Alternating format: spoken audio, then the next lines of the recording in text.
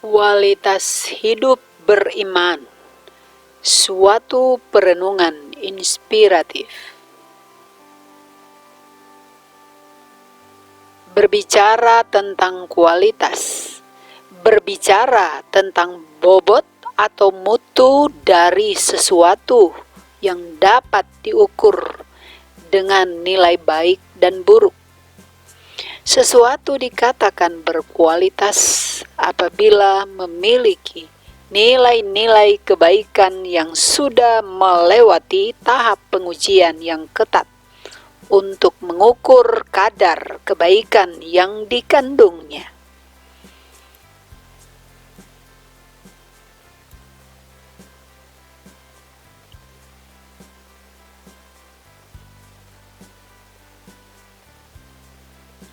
Tidak ada sesuatu pun yang dapat dikatakan berkualitas tanpa melalui sebuah proses yang disebut dengan ujian.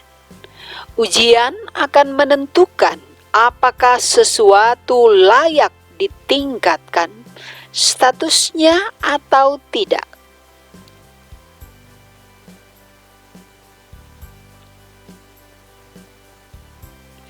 Demikian juga iman Kristen. Iman yang berkualitas adalah iman yang sudah berhasil melewati sebuah proses ujian. Jangan katakan kita beriman kepada Tuhan, tetapi kita gagal melewati ujian. Jangan katakan kita beriman kepada Tuhan, tetapi terlalu cepat menyerah saat kita sedang dalam proses ujian melalui setiap masalah, kesusahan dan musibah untuk menentukan kualitas iman kita.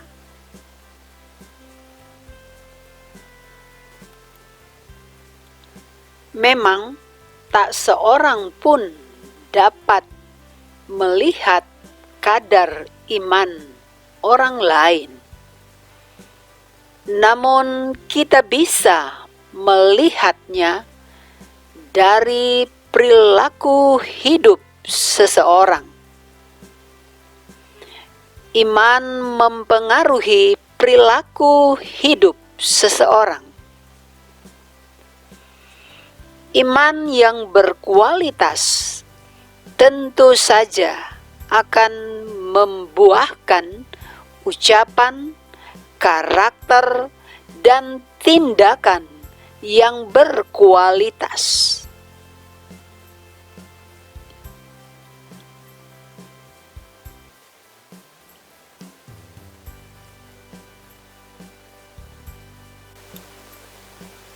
Seperti halnya pengalaman hidup Sadrak, Mesak, dan Abednego pada masa pemerintahan Raja Nebukadnezar.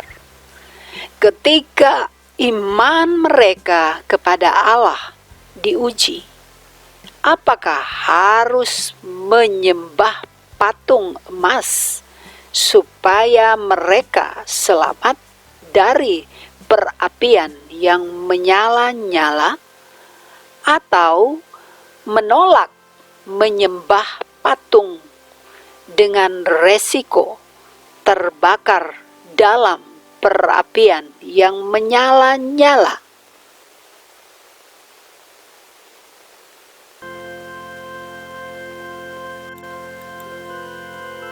Dan ternyata iman yang berkualitaslah yang diwujudkan melalui kesaksian hidup mereka dalam nats berikut.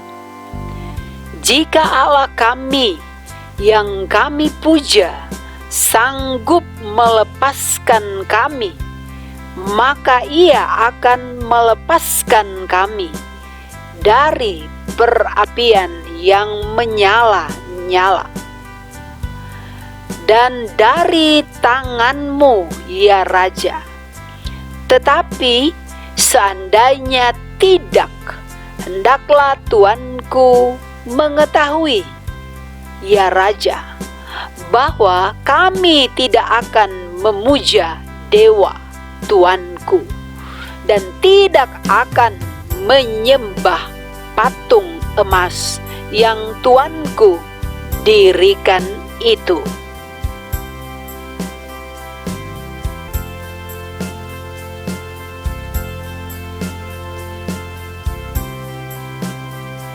Iman seseorang tidak ditentukan seberapa dekatnya dia dengan sumber iman itu.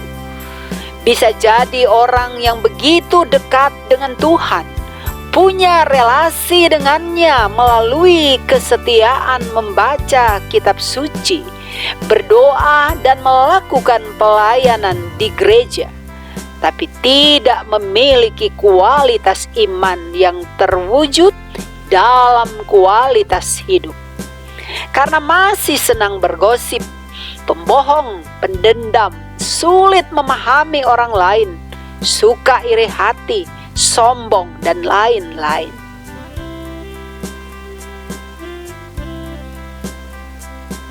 Seharusnya semakin dekat kita dengan sumber iman kita, hidup kita seharusnya semakin berkualitas yang terwujud melalui kerendahan hati dan kesetiaan kita kepada apa yang Tuhan kehendaki.